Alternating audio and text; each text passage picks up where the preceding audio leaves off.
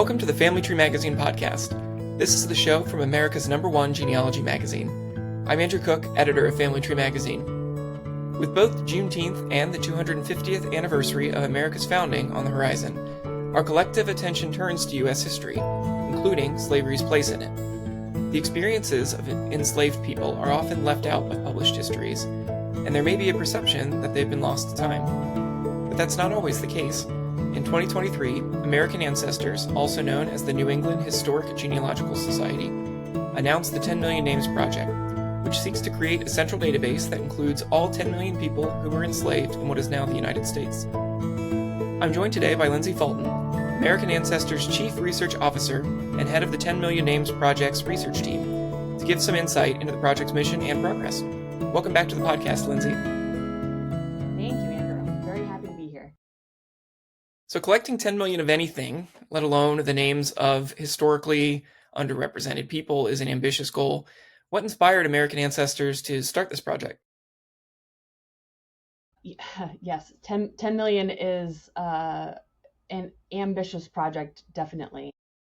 We came about this for really two reasons. One, we are the oldest genealogical organization in the country. So that was one of the first reasons that we realized that this was our responsibility. It's a project that needed to get done, needed attention, time and attention, and our expertise to both locate the names of the enslaved individuals as well as understanding more about their family trees. We felt confident that we could take the project on because we did a case study, for lack of a better word, with the Georgetown Memory Project. So the Georgetown Memory Project is looking at 272 individuals who were sold by Georgetown University to several plantations, some in Maryland, some in Louisiana. And we researched their genealogies. So we located the names of those individuals. Many of them were listed on the bill of sale. But we also did the genealogies of those individuals down to close to the present day. And we have over 10,000 people included in that particular project at this moment in time. So once we had that under our belt, we felt like, well, we could do it for 272. Why can't we do it for 10 million? So that was the basis for the project. And it's amazing too how that 272 over several generations turns into 10,000 people today. Amazing.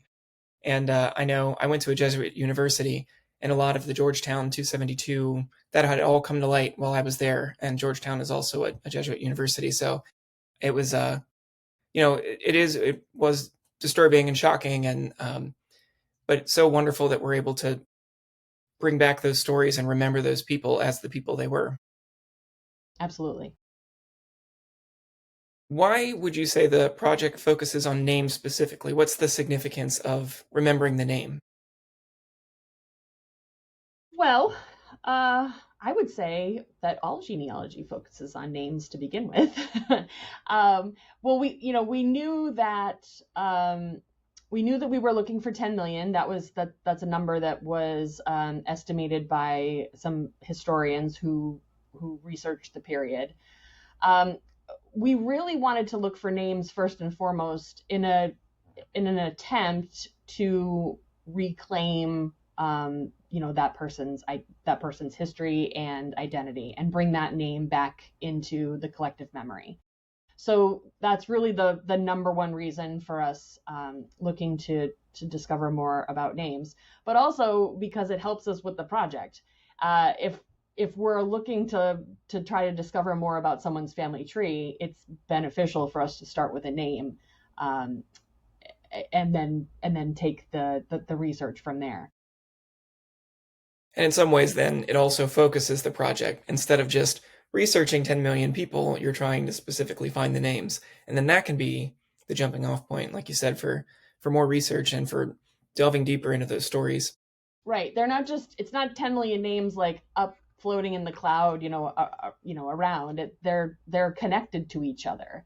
And part of our work to connect all of those names to each other is to figure out what the names are to begin with.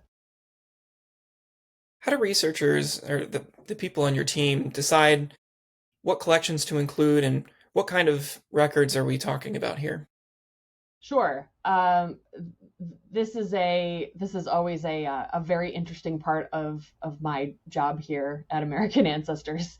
So what we try to focus on right now, so at kind of like the beginning stages of this project, is to look for data sets that specifically name enslaved people. So like all of the data is going to do that.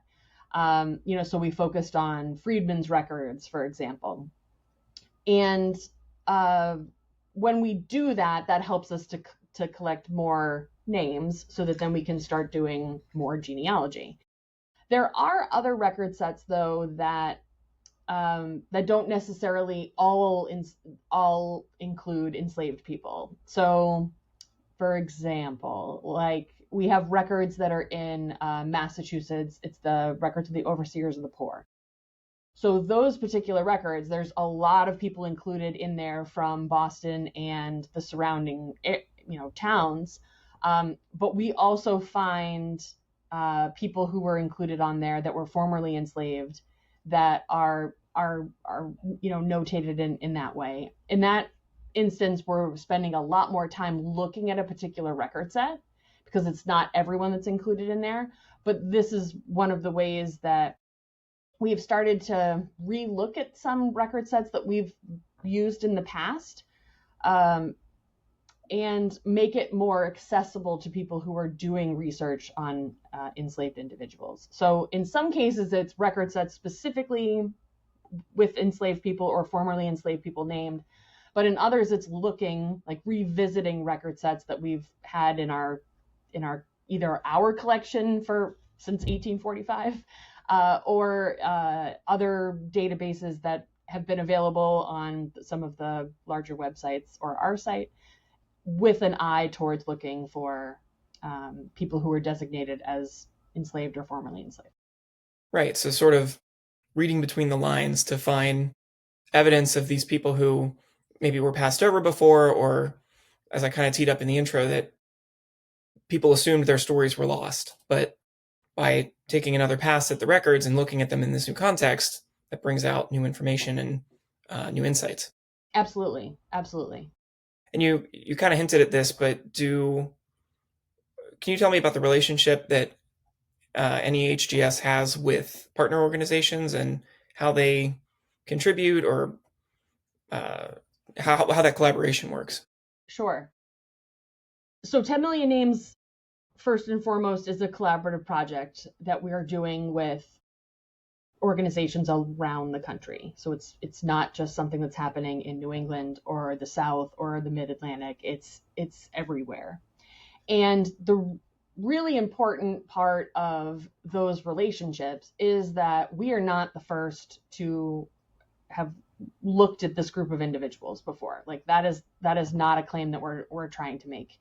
What we're trying to do is bring together organizations that have been doing this work for a really long time, and they've been doing really good expert genealogical work to discover more about the families, the communities of the enslaved people that lived in, sometimes locally. Sometimes we're working with the local organization, other times it's regional, and then other times it's national. But we realize that those are the experts. And what we're trying to do is point people towards those databases, those research models, those experts in the field, so that the people who are doing this genealogical work on their own families can really have access to not just what we've been able to do, but what others have been able to do too. So in those instances, you'll do a search on the 10 Million Names site. You may get a result that looks promising for your particular ancestor, and you'll find a link that will bring you to that other partner site. And we think that's important for so many different reasons. But the major one is we want you, the user, to understand who did the work and then the historic context around that particular work. So if you're brought to that other site, then you know who to ask questions of. It's not always American Ancestors that's going to be able to answer the questions for you. It might be one of those partner organizations because they've been in the weeds looking at this for years, decades even. And if that institution has a record for your ancestor, it stands to reason that they'll have more. And so then you can start to search sort of the adjacent possibilities there. Exactly. They may already know more about your ancestor. They may have already, looked at other particular record sets that maybe that place doesn't have at their fingertips, but they've looked at other organizations that have records as well that can make connections between those people. So as you mentioned, the goal is to bring together all these disparate resources and sort of funnel them into this one search form. Do you have any tips for users who are searching on that central form, how they can best use the search engine? Sure. I think it's probably the same advice that I would give on, anyone searching any genealogical database to, start simple at first. Start with maybe a first name, a last name, and a location. And if you're getting too many results, then start refining, from there. If you know your ancestor was in a particular place or was part of a particular group. So, for example, we have a database that looks at all of the loyalists who went to Nova Scotia. If you know that one of your family members was part of that family, or you know that you have Black ancestry and they were from Canada, and you're like, oh, maybe that might be the connection. You can do a search in that particular database, and then the results that you're getting are just for, loyalists from the period. So there's kind of two different ways to go about it, but I usually recommend starting broad and then narrowing down. Sure. Kind of alternating between the macro look, the big picture look, and the micro. Just this type of record that maybe has a higher chance of being relevant to your research. So longtime listeners might remember that you were a guest on our podcast a couple years ago. Shortly after the project had launched, things were still kind of in motion, in the early stages. Do you find that the project's mission has changed since then or since it began? Is it expanded? Has it narrowed? The mission itself, no. I would say our attack of the 10 million has changed slightly. So when we originally organized the project, we came up with 5 different flagships. And those were mainly centralized around record sets. So we had one for people in place. So census records, estate records, things of that nature would be part of that. We had one about military, so pensions and muster rolls and things like that. So we had 5 of those. We still have them, and that's still the way that we think about kind of organizing the record sets that we have access to. But in terms of the research that we're doing, that the genealogists are working on, that has become much more refined. And we've come up with 5 different projects that we're working on currently. And most of them are centered around us creating trees. So one of them, for example, because of the 250th, we started looking at patriots of color who served during the Revolution. And what we're doing there is we're working in collaboration with the National Society of the Daughters of the American Revolution. We're using a database that they've already shared with us called Patriots of Color. And we're looking at each of those patriots and trying to build family trees from that patriot.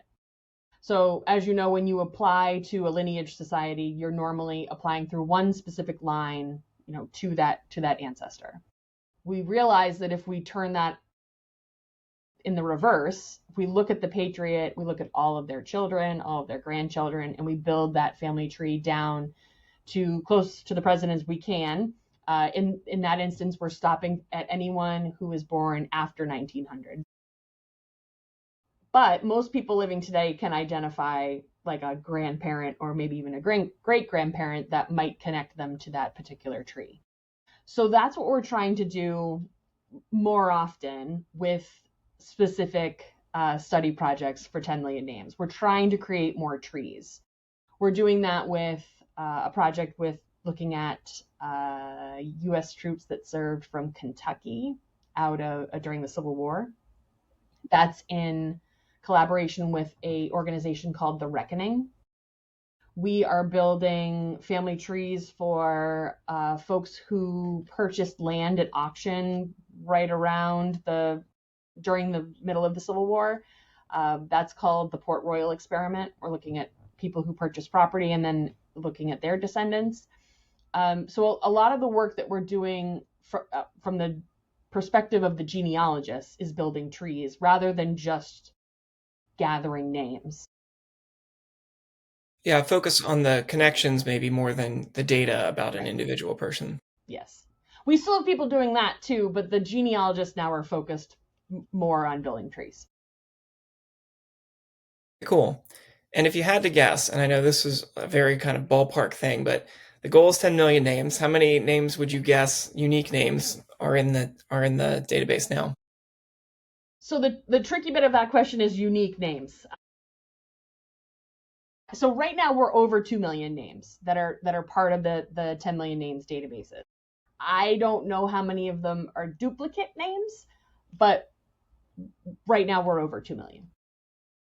Well, and yeah, I'm sure the folks over at Family Search and their collaborative family tree can sympathize with the overlapping profiles, and really any online tree program, you're going to see multiple users uploading the same person. Is this a match? Is it not? And so there's an extra level of work there even after you found a person. Yeah, is it a new person to the project or somebody with slightly different details? And so the 2 million that I just mentioned are mostly the names that we've collected from record sets. So if there's if someone's listed 3 times in the Freedmen's Bureau records, then they're counted 3 times towards the 2 million. But the other thing, to your point, is that we may have someone included in one of those record-based databases that goes by one name at one point in time and then goes by a different name after emancipation or later on in their life. So we've been noticing that happening as well, which again, we're only going to be able to say for sure that we have unique names when we have trees built, because then we can say for sure, like, this is the family group that we're looking at. Yeah, and it's sort of it's almost a way of validating that that's a unique person, right? Is that you're plugging that into this wider tree and seeing how it hooks into it. Exactly. You mentioned Patriots of Color. I know that's been an initiative that American Ancestors has been doing this year. Is that part of your America 250 plan? And do you have any other kind of programming? Yes. Patriots of Color was really a organizational wide collaborative effort within American Ancestors. So we have the 10 Million Names team is working on building trees for the Patriots of Color, as I mentioned already. But we also have an exhibit that reviews patriots that are coming from all of the 13 colonies, both men and women, and talks about their service, talks about their descendants. We highlighted some of the manuscripts that we have in our own collections that name people of color, which was a really fun exercise for me because I got to review items that have been in our collection for a long time and then re-looking at them with the lens of, I wonder if there is patriots of color included on these. And in most instances where I pulled a muster roll or something like that, I found someone that we already knew about, or someone who was completely new to both our catalog, but also the Patriots of Color database that the DAR has put together. So that's the nice part about the work that we're doing, is we're starting to gather even more names than what was included in the 6,000, the database that covers 6,000 people who served as patriots in the Revolution. The collection that came from DAR. The collection that came from DAR, exactly. So that is something that we're working on, and that exhibit is already up, and we've gotten a lot of coverage on that, as well as visitors coming to view what's on display. That will be up through December of 2026. And that's the Family Heritage Experience in Boston.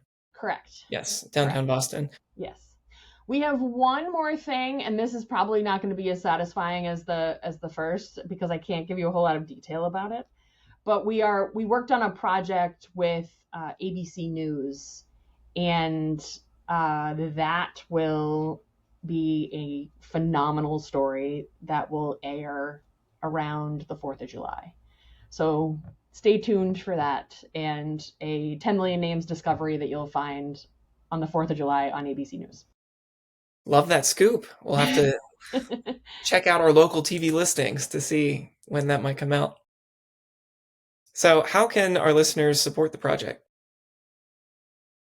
Lots of ways. We have a really robust volunteer force that is helping us to gather names. So either reviewing some of the record-based collections that we've identified and extracting names, helping us to read cursive, which is a dying expertise. So we always want help with helping us to transcribe so that we can create some new databases. And also, of course, financial support would be great. And you can do both of those things: sign up to be a volunteer, or to give to the project on the 10 Million Names website, which is 10millionnames.org. And I'll be sure to link to that in the show notes, the pages to get involved and to donate. Well, I really appreciate you stopping by, Lindsay. What an important and powerful project that you're working on, that you're spearheading here. And I can't wait to see what goes on in ABC on the 4th of July, and see how the project continues to progress. Great. Thank you so much. I was so happy to come. Thanks for joining me in this month's episode of the Family Tree Magazine podcast. You can find the show notes from this episode and all episodes at familytreemagazine.com/podcast. While on our website, you can also sign up for our free email newsletter, where you'll receive free genealogy resources each weekday, including links to new podcast episodes as they're released. Until next time, have fun climbing your family tree.